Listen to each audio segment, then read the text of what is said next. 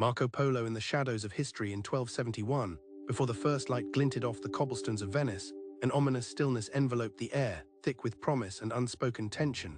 Merchants haggled nearby, their voices mingling with the whispers of worlds beyond. An unassuming corner held a young man whose lineage traced back through Venetian nobility, yet he was poised to cast off that privilege in pursuit of a greater adventure. Marco Polo, a name destined for the annals of exploration, was a curious boy of 17, still innocent yet ignited by dreams of exotic lands. His heart raced with the rhythm of the ships he longed to board, all yearning for distant places that ignited imagination and appetite alike. Though born of the city's elite, he stood on the brink of becoming a seeker of truths, his light flickering against the darkness of the unknown. His journey commenced under the watchful gaze of his father, Niccolo, and uncle, Maffi, seasoned traders enriched not just by gold and silk but by stories that depicted the human experience. They had visited the courts of Kublai Khan, where languages unknown danced in vibrant fabrics and culinary wonders. How could Marco resist joining? It was an invitation to cross boundaries, both geographical and philosophical. As they navigated Venice's chaotic canal streets, Marco felt a blend of excitement and loss, sensing the city reluctantly cradling him. He cast a final glance at its spiral towers, knowing he was sealing a chapter of his life, stepping into a narrative unwritten by kings or merchants. The colors of Venice would fade into shadows, obscured by the vastness beyond. Across swirling waters, through deserts and mountains, Marco and his kin traversed landscapes speaking in their own rhythms. In Persia, bustling towns brimmed with merchants, yet scars from war marred the lands.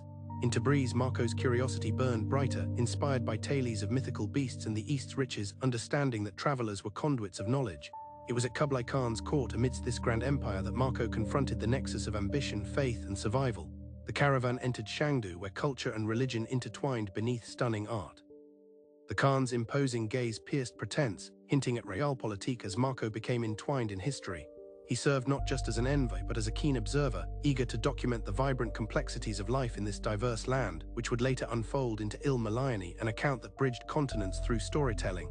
Yet questions arose. What did it mean to belong, to engage with a world that often overlooked individual significance?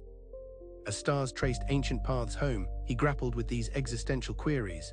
Each was a reflection in a vast ocean of thoughts. Years passed in the Mongol Empire, stirring admiration and sorrow for the Khan's grandeur which cloaked suffering among the common folk. Caught between loyalty and sympathy, Marco felt an inner turmoil, yearning to imprint his story while wrestling with conscience's weight. With ambitions mounting, Marco traversed enchanting China, ancient cities enriched by Confucius, gardens flourishing with poetry and markets alive with spice. He recognized the potency of diversity but grappled with ever-looming uncertainty. Would his tale endure beyond this realm? His thoughts lingered on mortality, awaiting the cosmos' acknowledgement. After nearly 25 years, Marco and his family returned to Venice. The journey home was fraught with its own revelations. The familiar streets now felt unwelcoming. As days turned into years, home merged with silent memories, woven into the fabric of a complex tapestry. Upon his return, Marco emerged as an enigmatic figure.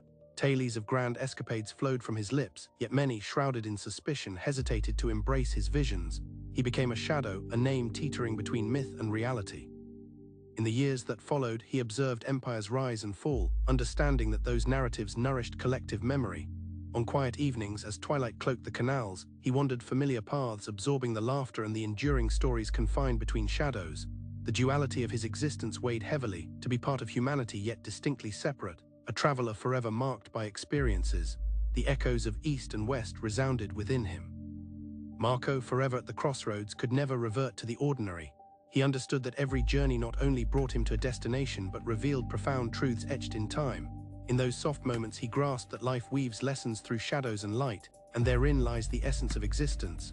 Though his name would endure, it was the stories he carried, both grand and mundane, that pulsed with life. Trapped between ambition and humility, he navigated the intricate waters of destiny, forever seeking signs that illuminated the great tapestry of time, aware that we are all mere travelers uncovering connections amid history's shadows.